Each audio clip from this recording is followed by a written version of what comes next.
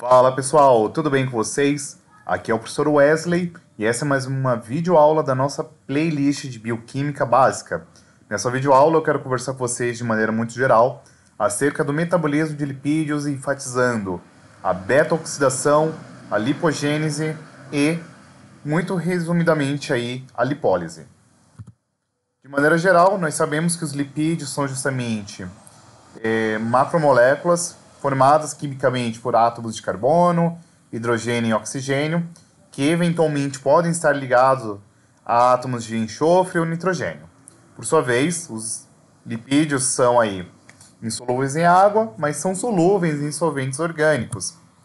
E eles apresentam uma diversidade de várias funções metabólicas, como reserva energética, isolamento térmico e físico, servem como precursor de hormônios, estão associados aqui com a digestão, quando a gente fala, por exemplo, dos sais biliares, associam-se com a absorção de cálcio, são precursores de vitaminas lipossolúveis, estão diretamente aqui associados com estrutura de membranas biológicas, como, por exemplo, a membrana plasmática que constitui as células. E, muito além disso, é importante só fazer uma breve ênfase aqui, que os lipídios, diferentemente de proteínas, carboidratos e ácidos nucleicos, não são polímeros, tá? Porque eles não são constituídos por unidades monoméricas que se repetem, ligando-se umas às outras, beleza? Posto isto, é importante ainda destacar-se que os lipídios eles vão ser subdivididos aqui em dois grandes grupos, de acordo aí com suas características químicas, a saber, se nós podemos aqui dividir os lipídios como lipídios de cadeia aberta e cabeças polares e caudas apolares, no caso aqui dos ácidos graxos, dos triacilgliceróis, dos fosfolipídios e dos glicolipídios. E por sua vez, nós podemos ainda classificá-los como lipídios de cadeia cíclica, como o caso aqui dos esteroides, que nós veremos aqui ao longo da aula. Bem, o ponto de partida para falar de lipídio, obviamente, aqui é um ácido graxo, que pode ser insaturado quando ele apresenta insaturações, isto é, ligações duplas ou triplas na sua constituição aqui, no seu esqueleto carbônico, beleza? E aí, ele ainda pode ser denominado como um ácido graxo saturado, que é aquele caso no qual você só tem aqui ligações simples na cadeia carbônica, beleza? Um outro aspecto muito importante a ser destacado é que nós temos aqui algumas situações na qual você pode ter alguns ácidos graxos trans, tá? Como, por exemplo, aqui o exemplo do ácido transestearico, né? Que são basicamente aqui ácidos graxos que não são sintetizados pelos organismos, eles são aqui oriundos de processos industriais, como a hidrogenação, e a finalidade de você propiciar essa situação aqui de você ter uma substância em isomeria trans é que isso aumenta a estabilidade aqui dos produtos alimentícios e, por sua vez, associado também a isso, nós temos uma melhora nas texturas e sabores. No entanto, pensando em um aspecto mais fisiológico e metabólico, isso aqui não é muito bem reconhecido pelo organismo e, por sua vez, pode se depositar, por exemplo, na parede de vasos, ocasionando aqui doenças cardiovasculares, tá bom? Além disso, como eu falei para vocês, uma das finalidades principais dessa aula é comentar o metabolismo, propriamente dito.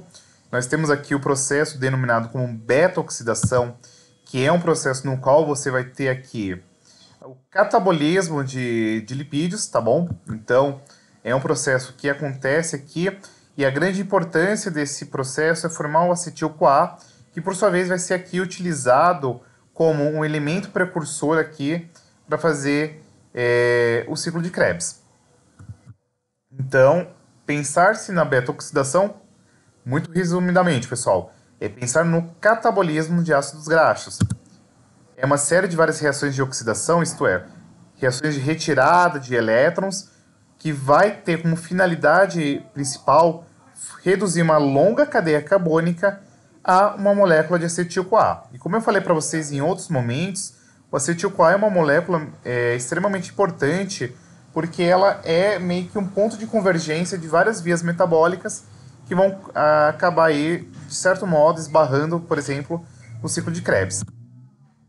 Esse acetil-CoA, que foi formado aqui nesse processo de oxidação do ciclo de Krebs, ele vai ser utilizado aí para geração de energia E a ideia central é que esse processo denominado como beta-oxidação tem início aqui com a ativação do ácido graxo por meio de uma reação de esterificação dessa molécula aqui de acetil-CoA, que vai gerar isso daqui que nós denominamos como um acil-CoA, que nada mais é do que um ácido graxo ligado à coenzima A, beleza? E esse acil-CoA ele pode ter dois destinos metabólicos. Primeiro, ele pode ficar aqui na região citoplasmática, associando-se diretamente com a síntese de lipídios de membrana, ou ele pode ser direcionado aqui para a mitocôndria, gerando aqui energia. Então, vamos lá. Quais são os endpoints aqui da beta-oxidação? Vamos pegar, por exemplo, esse ácido aqui, que é o ácido palmítico, beleza? E a primeira etapa, que é catalisada aqui pela acil-CoA desidrogenase, vai acarretar com que a acil-CoA sofra um processo de oxidação a enoil-CoA, e nesse processo, que é catalisado pela acil-CoA desidrogenase, nós temos aqui uma redução, né? Então, você tem um FAD recebendo elétrons, sendo reduzido aqui a uma molécula de FADH2, beleza? A segunda etapa vai ser agora, você pegar esse enoil-CoA, sobre a ação da enoil-CoA hidratase, vai ter a formação dessa molécula que a gente chama de hidroxil-CoA, tá? A partir de uma reação de hidratação, ou seja, você vai adicionar água. Então, a enoil-CoA hidratase, ela adiciona água aqui à molécula, beleza? A terceira etapa, ela consiste aqui em, basicamente, você pegar a 3-hidroxil-CoA, beleza? Que você tinha formado anteriormente, e você faz uma formação de uma nova molécula que a gente denominará como beta-cetoacil-CoA, tá? E nesse processo, percebam novamente que nós temos aqui uma redução do NAD a NADH, beleza? Mediante um processo que nós denominamos como oxidação do grupamento carbonila. Na etapa 4, que é catalisada aqui pela acil-CoA acetiltransferase, nós teremos um processo que basicamente consiste em você pegar essa beta-cetoacil-CoA, beleza? Essa molécula aqui, e você quebra ela, e por sua vez, essa molécula reage aqui com a coenzima A, formando o acetil-CoA e uma outra molécula que a gente chama de acil-CoA, beleza? Então, desse processo da quebra da beta-cetoacil-CoA, você tem a formação da acil-CoA e da acetil-CoA. E aí é importante destacar ainda que nessa etapa aqui, na qual você formou acil-CoA ou acetil-CoA, nós temos uma outra situação que é o ciclo de Linus, tá? Que basicamente é uma situação na qual tu tem aqui, a partir dessa quebra do beta-cetoacil-CoA, perdão, você tem a reação aqui com a molécula de coenzima A, formando um acetil-CoA e o acil-CoA, beleza? Que continua até que esse ciclo seja convertido totalmente a acetil-CoA. Então, o ciclo de Linus é basicamente você tentar fazer com que esse acil-CoA se transforme aqui em acetil-CoA, beleza? De maneira qual a ideia central, pessoal, é que a cada ciclo, 2 carbonos são removidos aí mediante o processo de oxidação, até que você tenha, ao término desse processo, uma estrutura que acarrete aqui na formação do acetil-CoA. Então, ó, só voltando aqui por descargo de consciência, a ideia central é que nesse processo, que consiste em várias oxidações, tu tem aqui a remoção até que você tenha uma estrutura com 2 carbonos, tá? Que é o acetil-CoA. Beleza? E desse sentido, eu quero trazer para vocês que, pegando, por exemplo, esse lipídio, que é o ácido palmítico, por intermédio da beta-oxidação, tem-se aqui a produção de 8 moléculas de acetil-CoA, 7 moléculas de FADH2, 7 moléculas de NADH, beleza? Por fim, nós temos aqui os triacilgliceróis, que todo mundo já sabe, que são basicamente lipídios de reservas, eles estão diretamente associados aqui com uma reserva de gordura. Nós armazenamos aqui em células denominadas como adipócitos, né, que fazem parte aqui do tecido adiposo, que é um tecido conjuntivo especializado, associado aí com o armazenamento de gordura, tá? é a fonte energética mais eficiente aqui do que com carboidratos. Então, se a gente fosse estabelecer um comparativo entre triacilgliceróis e carboidratos, eles seriam mais energéticos. No entanto, eles apresentam menor interação com a água, tá? Eventualmente, quando tu tem uma situação na qual o corpo demande de energia, nós temos uma enzima denominada como lipase, que ela vai pegar esse triacilglicerol e vai catalisar essa reação, formando aqui glicerol e esses ácidos graxos, tá bom?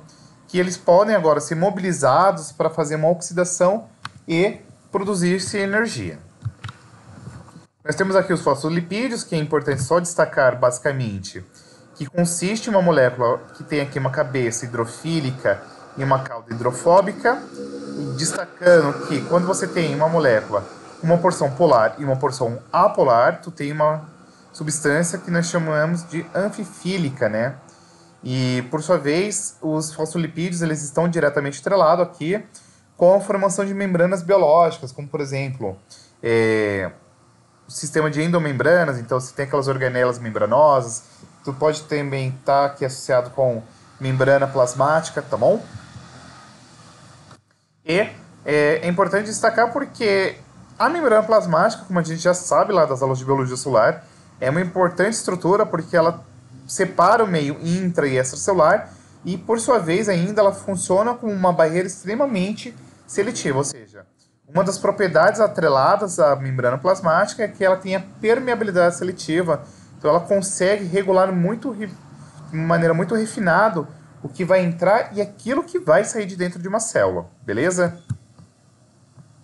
Como eu falei, nós temos ainda aqui algumas classes de gorduras que nós denominamos como esteroides, que apresentam uma diversidade de várias funções no organismo. Então, por exemplo, está associado aqui com componentes estruturais das membranas celulares, permitindo com que haja fluidez, fornecimento de energia, podem servir como precursor de moléculas importantes para o organismo, como, por exemplo, ácidos biliares, hormônios sexuais, tanto masculinos quanto femininos, são precursores de vitaminas lipossolúveis, como a vitamina D3, A, E e a K, tá bom?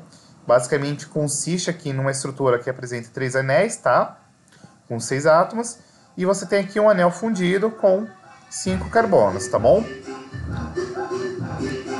Por sua vez, é importante destacar que a digestão de lipídios ela se dá em algumas regiões específicas aqui do compartimento gastrointestinal, a saber se nós temos aqui o estômago, onde tem a lipase gástrica, que digere uma pequena parte de lipídios aqui numa situação na qual você tem um pH ácido, e por sua vez, em decorrência desse pH ser ácido, isso aqui acaba por lentificar essa reação, ou seja, ela é muito mais lenta, tá? São pequenas cadeias de ácido graxos aí que são quebrados, mas tem uma importância porque os movimentos peristálticos eles viabilizam uma mistura e a dispersão desses lipídios de maneira a qual esse bolo alimentar ele possa ir prosseguir para adiante, tá?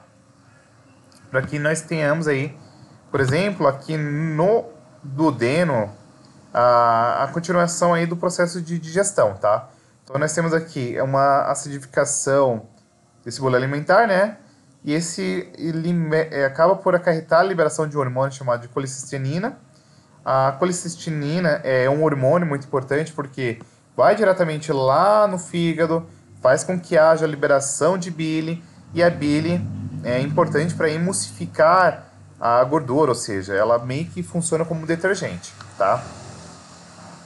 A colicistocinina, ela também associa-se aqui com a liberação de enzimas pancreáticas, tá bom? Nós temos aqui os sais biliares, como eu falei para vocês, que são aí tensoativos, que emulsificam esses lipídios e facilita, por exemplo, a ação das lipases pancreáticas. Belezinha? É importante destacar que nós temos aqui as micelas, que são estruturas que se reúnem e mantêm-se unidas aqui mediante interações de Van der Waals, tá? Moléculas anfifílicas. Elas são importantes porque elas se encontram aqui no meio aquoso, tá? Isso aqui eu não vou entrar muito no mérito, porque nós já conversamos na aula de lipídios. E eu queria só destacar aqui duas coisas que geralmente vocês têm uma certa dificuldade, que é o HDL e o LDL, que são justamente lipoproteínas que estão associadas aqui com transporte de gorduras, tá? Então, por exemplo, o HDL, que é o Ring Density Lipoprotein, que é a lipoproteína de alta densidade, tá? Ela vai estar aqui associada com o transporte do excesso de colesterol aqui dos tecidos lá para o fígado para que haja a sua eliminação, beleza? Então, o HDL é o que vocês associam aí como a proteína boa, né? O colesterol bom.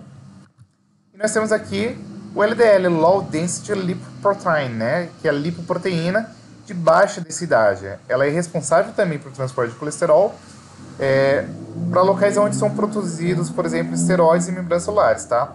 Só que o LDL está muito diretamente atrelado, por exemplo, com doenças cardíacas, né? Então a gente conhece isso daqui corriqueiramente como colesterol. A ideia é que tanto o HDL quanto o LDL estão associados aí com transporte de colesterol para processos diferentes. Um está associado com eliminação, o outro aí com produção de esteroides e membranas celulares, tá bom?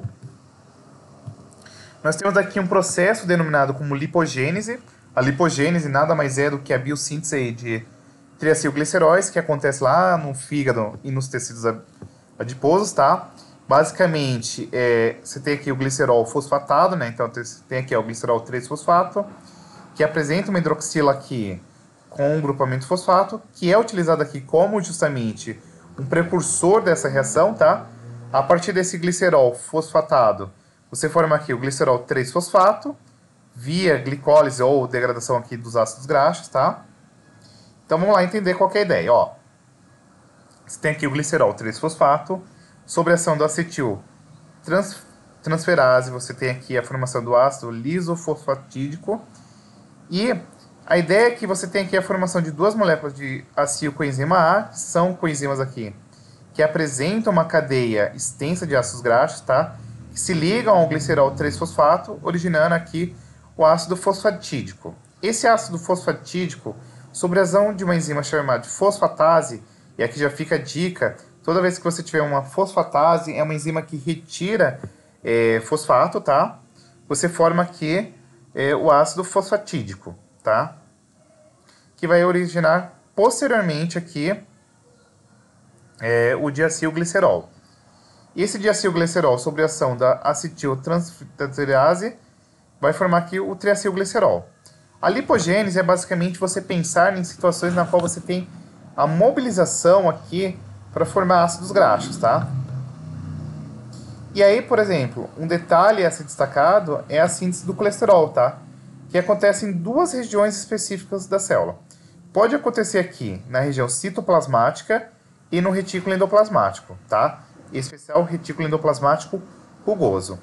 A primeira etapa, ela consiste aqui em fazer uma conversão do acetil-CoA em manovelato, tá? Que acontece por intermédio de 3 reações, na qual você tem aqui duas moléculas de acetil-CoA sendo condensadas por uma enzima que nós denominamos como tialase, tá? Formando acetoacetil-CoA.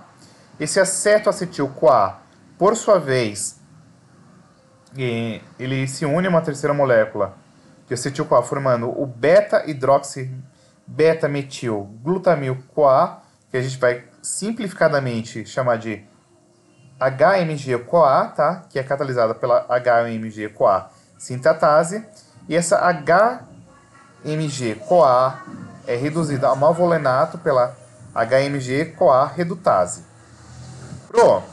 Mas o que é importante? Esse malvolenato ele vai ser convertido aqui em moléculas de isopropeno, né?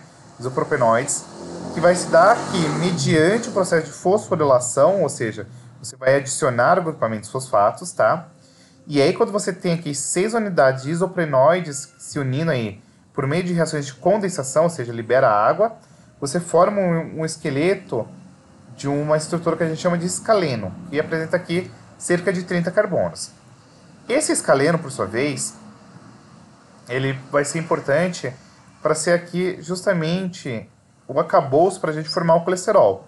Porque lá no retículo endoplasmático você tem um processo de ciclização desse escaleno, originando aqui os 4 anéis do núcleo esteroide para formar aí o colesterol. Tá? Então a ideia geral da lipogênese é que se você tiver, por exemplo, excesso de carboidratos, gorduras e proteínas, Isso precisa ser direcionado aqui para regiões de armazenamento, como os adipócitos, por exemplo, tá?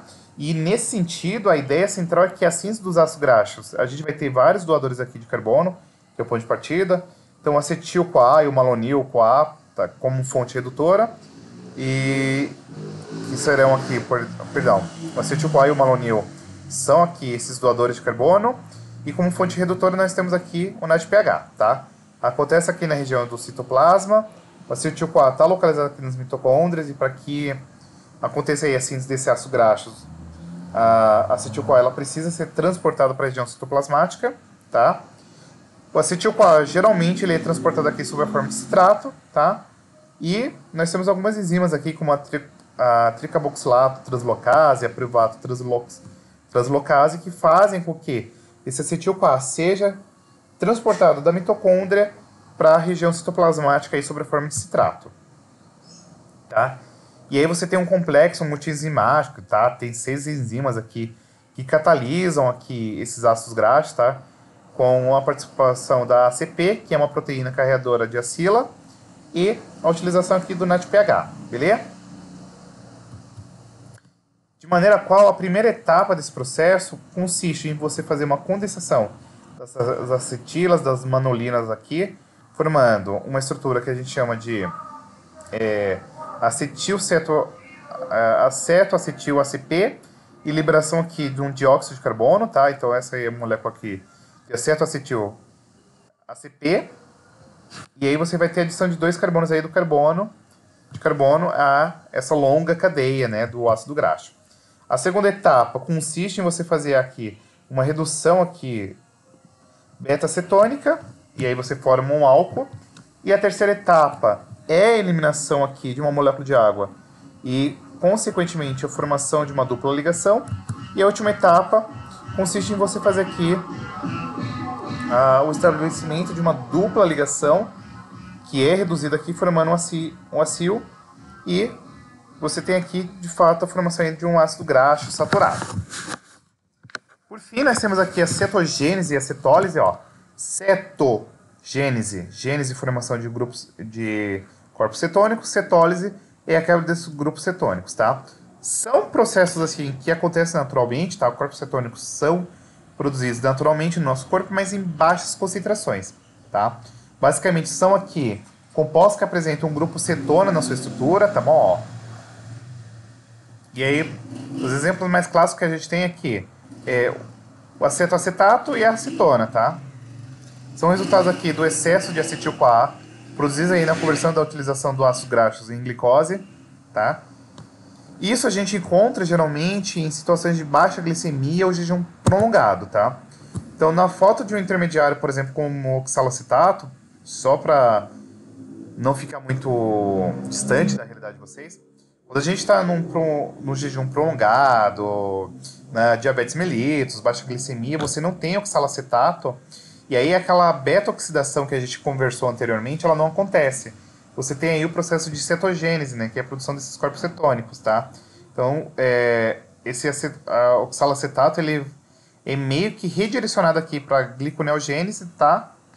E aí, esse acetil-CoA ele vai ser convertido em acetoacetil-CoA e finalmente aí você tem a formação dos corpos cetônicos.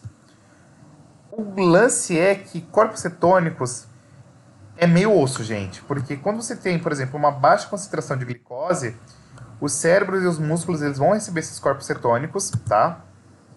Vai utilizar como fonte de energia, mas você acarreta um evento no organismo chamado de cetose, que é um acúmulo patológico aí desses corpos cetônicos, e isso acarreta uma cetoacidose, ou seja, você aumenta a acidose sanguínea, que pode induzir aqui um quadro de coma, tá? Isso aqui é muito comum, por exemplo, em pacientes portadores de diabetes mellitus, tá? E aí, cara, isso pode levar até ao óbito, tá bom? Então, a literatura adotada, basicamente, foi o Lehninger, tá? Tanto essa edição quanto esta, e o Voigt. Se você tiver gostado, deixe o seu like, curta, compartilhe, se inscreva, compartilhe o vídeo, deixe comentários, tá bom? E um super beijo. Até a próxima. Fui!